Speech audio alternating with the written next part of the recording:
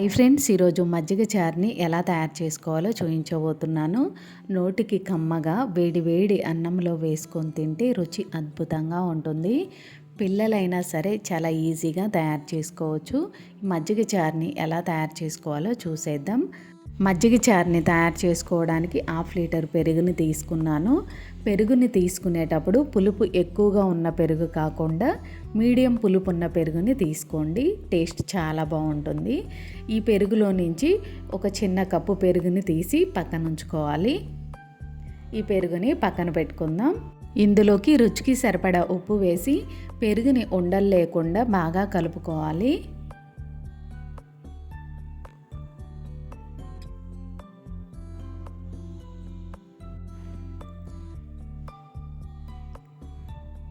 పెరుగుని ఉండలు లేకుండా చిలికి తీసుకున్నాను. ఇందులోకి ముందుగా మనం తీసి ఉంచుకున్న పెరుగుని తీసుకోవాలి. పెరుగు వేసిన తర్వాత ఒకసారి కలుపుకోవాలి. ఎక్కువగా కలిపామంటే మజ్జిగలాగా అవుతుందండి. మనకి మజ్జిగ చారు తినేటప్పుడు మధ్య మధ్యలో పెరుగు అనేది ఉంటే టేస్ట్ బాగుంటుంది. ఇందులోకి తగినన్ని నీళ్లు వేసి మరొకసారి కలిసేటట్లు కలుపుకోవాలి. మనం తీసుకున్న పెరుగు మరీ చిక్కగా కాకుండా పలచగా కాకుండా ఈ చిక్కదనంలో ఉండేటట్లుగా చేసుకుంటే మజ్జిగ చారు టేస్ట్ అనేది చాలా బాగుంటుందండి. తయారు చేసుకున్న మజ్జిగని పక్కన పెట్టి తాలింపుని తయారు చేసుకుందాం. స్టవ్ మీద గిన్నె పెట్టి ఇందులో 3 స్పూన్ల ఆయిల్ వేడైన తర్వాత ఆవాలు, జీలకర్ర, శనగపప్పు, మినపప్పు వేసి తాలింపు గింజలు మాడిపోకుండా కలుపుతూ దోరగా ఫ్రై చేసుకోవాలి. తాలింపు గింజలు కొంచెం ఫ్రై అయిన తర్వాత ఎండుమిరపకాయలను వేసి కలుపుతూ దోరగా ఫ్రై చేసుకోవాలి. తాలింపు గింజలు ఫ్రై అయిపోయినాయండి. ఇలా దోరగా ఫ్రై చేసుకుంటే సరిపోతుంది. ఇందులోకి కట్ చేసుకున్న పచ్చిమిరపకాయ ముక్కల్ని వేసి కలుపుతూ ఫ్రై చేసుకోవాలి.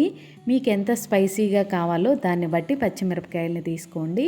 ఇందులోకి నేను కారం వేయట్లేదండి, మొత్తం పచ్చిమిరపకాయలని తీసుకున్నాను. ఇందులోకి చిటికెడు పసుపును వేసి మరొకసారి కలుపుతూ ఫ్రై చేసుకోవాలి. పచ్చిమిరపకాయ ముక్కల్ని 1 నిమిషం పాటు ఫ్రై చేసుకున్న తర్వాత 2 రెబ్బల కరివేపాకు, కొంచెం ఉల్లిపాయ ముక్కల్ని వేసి మరొకసారి ఫ్రై చేసుకోవాలి. తాలింపు ఫ్రై అయిపోయిందండి. ఇలా ఫ్రై అయ్యేటట్లు ఫ్రై చేసుకుంటే సరిపోతుంది. ఇందులోకి కలిపి ఉంచుకున్న మజ్జిగని తీసుకోవాలి. మజ్జిగని వేసిన వెంటనే స్టవ్ ఆపేసి తాలింపు అంతా కలిసేటట్లు ఒకసారి కలుపుకోవాలి. ఈ స్టేజ్లో సాల్ట్ సరిపోయిందా లేదా ఒకసారి చెక్ చేసుకొని, సాల్ట్ సరిపోలేదనుకోండి సాల్ట్ని అడ్జస్ట్ చేసుకొని కలుపుకుంటే సరిపోతుంది. ఇందులోకి సన్నగా కట్ చేసిన పచ్చి ఉల్లిపాయ ముక్కల్ని వేసి మరొకసారి కలిసేటట్లు కలుపుకోవాలి. ఈ మజ్జిగ చారులో పచ్చి ఉల్లిపాయల టేస్ట్ చాలా బాగుంటుందండి. ఉల్లిపాయ ముక్కల్ని కొంచెం ఎక్కువగానే వేసుకోండి. మజ్జిగ చారు తయారైపోయింది. టేస్ట్ అయితే చాలా బాగుంటుంది. తప్పకుండా ట్రై చేయండి. ట్రై చేసిన తర్వాత మీకు ఎలా వచ్చిందో కామెంట్ రూపంలో తెలియజేయండి.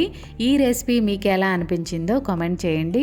రెసిపీ నచ్చినట్లయితే లైక్ చేయండి. మన ఛానల్ని సబ్స్క్రైబ్ చేయకపోతే ప్లీజ్ సబ్స్క్రైబ్ మై ఛానల్.